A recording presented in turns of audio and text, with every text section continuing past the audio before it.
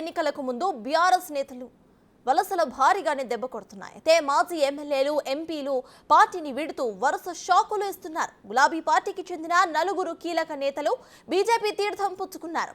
ఇక ఉద్యమ సమయంలో మొదటి నుండి కేసీఆర్ వెంట నడిచిన మాజీ ఎంపీ సీతారాం నాయక్ బీజేపీ కండువా కప్పుకుని గులాబీ బాస్ కు పెద్ద బాంబే పేల్చారు. ఇది కేసీఆర్ కు పెద్ద షాక్ అనే చెప్పొచ్చు.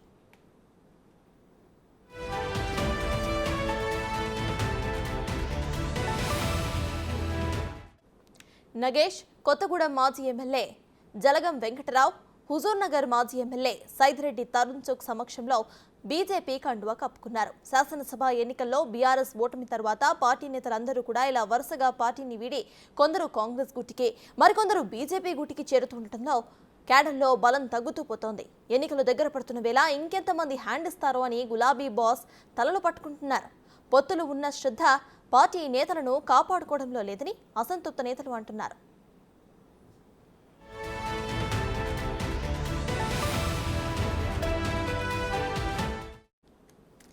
లోక్సభ ఎన్నికలకు టైం దగ్గర పడుతున్న కొద్దీ బీఆర్ఎస్ కైతే షాకుల మీద షాకులు తగులుతున్నాయి. చాలా మంది నేతల వరకు వలసలు వెళ్తున్నారు. ఇదే విషయంపై పూర్తి డీటెయిల్స్ మా ప్రతినిధి సైదులు అందిస్తారు.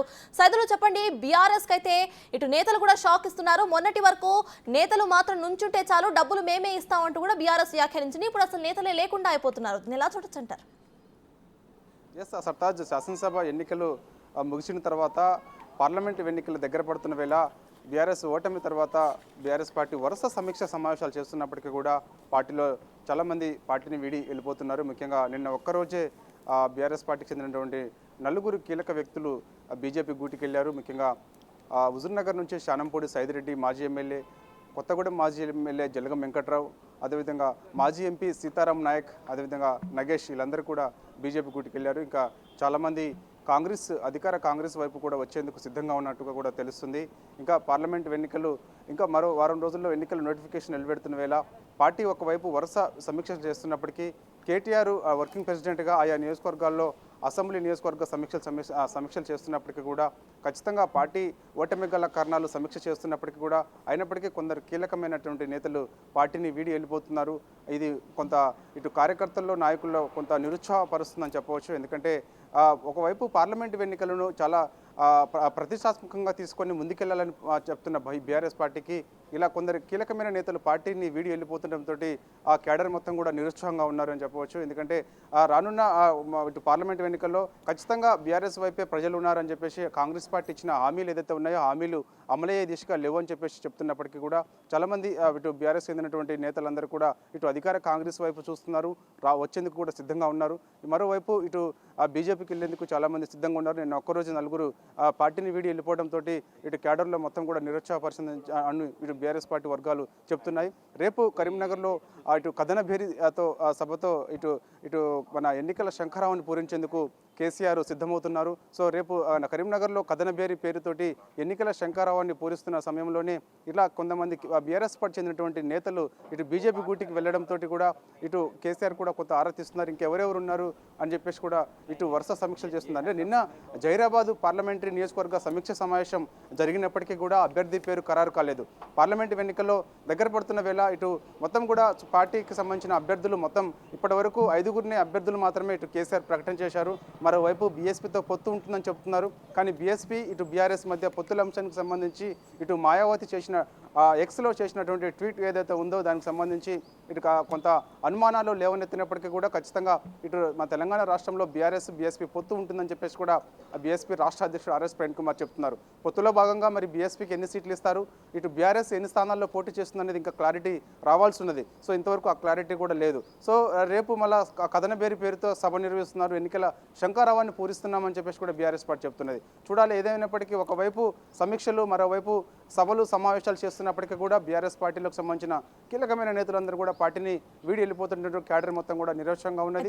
దీనికి సంబంధించి కేసీఆర్ కూడా ఎలాంటి వ్యూహం అనుసరిస్తారు, దీనికి అడ్డుకట్ట వేసే ప్రయత్నం చేస్తారా, లేదంటే మళ్ళా దానికి సంబంధించి కేసీఆర్ కూడా కొత్త అంటే ఇప్పటికే ఉద్యమంలో పనిచేసిన నేతలు ఎవరైతే ఉన్నారో వారందరూ గతంలో కూడా కొంత నిరుత్సాహంగా ఉన్నప్పటికీ వాళ్ళకి మరోసారి అవకాశం ఇస్తారా అనేది కూడా మనకి తెలియాల్సి ఉంటుంది సతాజ్. సైదులు మనం ఒకసారి చూసుకుంటే పోయినసారి జరిగిన ఈ ఎలక్షన్స్లో అయితే మనం చూస్తే ఇటు కేవలం 1% ఓట్ షేర్తో మాత్రమే మేము ఓడిపోయాము అంటూ కూడా బీఆర్ఎస్ కప్పిపుచ్చుకోవడం మనం చూసాము. అయితే ఇప్పుడు లోక్సభ ఎన్నికలకు ఎవరు కూడా ముందుకు రావడం లేదు అసలు బీఆర్ఎస్ నుండి. ఇక బీఎస్పీ పొత్తు కూడా ఒక రకంగా బీఆర్ఎస్ వర్గాల్లో ఆ నెగిటివ్ ఫ్యాక్టర్ని తెచ్చిందని అనుకోవచ్చా? వాస్తవంగా 1% తోటి మన జరిగిన శాసనసభ ఎన్నికల్లో బీఆర్ఎస్ పార్టీ ఓటమి చెందిందని చెప్పేసి బీఆర్ఎస్ పార్టీ చెప్తున్నప్పటికీ ఆ 1% ఓటు కొందరు దళితులు, ఎస్సీ, ఎస్టీ, మైనార్టీలు పార్టీకి దూరమయ్యారని చెప్పేసి చెప్తున్నప్పటికీ ఇటు ఆ బీఎస్పీ రాష్ట్ర అధ్యక్షుడు ఆర్ఎస్ ప్రవీణ్ కుమార్తో పొత్తు ఉండడం వల్ల ఆ 1% వర్గం వారు ఎవరైతే ఉన్నారో అది ఎస్సీలు కానీ, ఎస్టీలు కానీ, మైనార్టీలు కానీ ఇటు ఖచ్చితంగా పార్లమెంటు ఎన్నికల వేళ మన వైపు ఉంటారని చెప్పేసి కూడా బీఆర్ఎస్ పార్టీ చెప్తున్నారు. కానీ ఇటు బీఎస్పీ పొత్తుకు సంబంధించి ఇటు బీఎస్పీకి సంబంధించిన కొందరు నేతలు కూడా పొత్తు పెట్టుకునే అంశాన్ని మాత్రం తీవ్రంగా వ్యతిరేకిస్తున్నారు. ఇప్పటికే ఆర్ఎస్ ప్రవీణ్ కుమార్ వైఖరిని ఇటు తప్పుపడుతున్నారు. ఎందుకంటే ఆర్ఎస్ ప్రవీణ్ కుమార్ గతంలో ఇటు కేసీఆర్ పైన చేసిన ఆరోపణలు ఏదైతే ఉన్నాయో ఆరోపణలన్నీ కూడా అంటే సరైన ఇప్పుడు అతను చేస్తున్నటువంటి అధికార దుర్వినియోగంతో చాలా కొన్ని ఇటు కాళేశ్వరం ప్రాజెక్టు విషయంలో కానీ ఇటు టీఎస్పీఎస్సీ పేపర్ లీకేజ్ వ్యవహారం కానీ ఎంతటికి సంబంధించి ఆర్ఎస్ ప్రవీణ్ కుమార్ ప్రశ్నించినప్పటికీ కూడా సో ఇప్పుడు తిరిగి బీఆర్ఎస్తో పొత్తు పెట్టుకోవడానికి మాత్రం ఇటు ఆర్ఎస్ ప్రవీణ్ కుమార్ అభిమానులు అంటే ముఖ్యంగా అతను స్వేరోస్ అని చెప్పేసి కూడా గురుకుల పాఠశాలలో చదివిన విద్యార్థులందరినీ కూడా ఒక స్వేరోగా అతను సోషల్ వెల్ఫేర్ రెసిడెన్షియల్ స్కూల్లో చదివిన పిల్లలందరినీ కూడా ఒక మొత్తం రాష్ట్ర వ్యాప్తంగా కూడా తనకు అభిమాన సంఘం ఉన్నది. సో వాళ్ళందరూ కూడా ఇటు ఆర్ఎస్ ప్రవీణ్ కుమార్ చేసినటువంటి పొత్తుకు సంబంధించి కూడా కొంత వాళ్ళు అసహనం వ్యక్తం చేస్తున్నారు, దాన్ని వ్యతిరేకిస్తున్నారు. అయినప్పటికీ కూడా చూడాలి మరి ఇప్పుడు ఈ బీఆర్ఎస్ ఇటు బీఎస్పీ పొత్తుకు సంబంధించి మరి రాష్ట్ర ప్రజలు దాన్ని స్వీకరిస్తారా స్వీకరించారా అనేది కూడా తెలియాల్సి ఉంది. ఎందుకంటే ఇప్పటికే తను ఖచ్చితంగా ఒకవేళ పొత్తులో భాగంగా Nagar Kurnool SC reserved parliament స్థానం నుంచి ఆర్ఎస్ ప్రవీణ్ కుమార్ పోటీ చేశాడని చెప్తున్నప్పటికీ కూడా అక్కడ అతను కొంతమంది వ్యతిరేకిస్తున్నారు. కాబట్టి ఇప్పుడు బీఆర్ఎస్ పార్టీ చెందిన కొందరు నేతలు కూడా తనని వ్యతిరేకిస్తున్నారు. కాబట్టి సో పొత్తు అంశాన్ని కూడా రాష్ట్ర ప్రజలు ఏ విధంగా దాన్ని స్వీకరిస్తారో లేదో తెలియాల్సి ఉంటుంది. సో ఏదైనప్పటికీ ఒకవైపు పొత్తుల అంశానికి ఇటు బీఆర్ఎస్ పార్టీ బీఎస్పీతో పొత్తు పెట్టుకొని ముందుకెళ్లాలని భావిస్తున్నప్పటికీ కూడా ఇటు ఆర్ఎస్ ప్రవీణ్ కుమార్ చెందినటువంటి అభిమానులు కానీ అదేవిధంగా దళిత వర్గాలకు చెందిన వాళ్ళందరూ కూడా దాన్ని వ్యతిరేకిస్తున్నారు. కాబట్టి సో అది కూడా ఈసారి మరి ఏ విధమైన ప్రభావం చూపిస్తుంది అంటే 1% ఓటింగ్ తోటి ఓడిపోయామని చెప్తున్నటువంటి బీఆర్ఎస్ పార్టీకి సో ఆ విధంగా ఆర్ఎస్ ప్రవీణ్ కుమార్ తోటి పొత్తు పెట్టుకోవడం వల్ల అది కలిసి వస్తుందా అనేది కూడా ఇటు బీఆర్ఎస్ అనుకుంటుంది. కానీ నిజంగా కలిసి వస్తుందా లేదా అనేది కూడా మనకి ఎన్నికలు ఆ తర్వాత ఒక క్లారిటీ వచ్చే అవకాశం అయితే కనిపిస్తుంది. అది ఇంకోటి మరొకటి ఇటు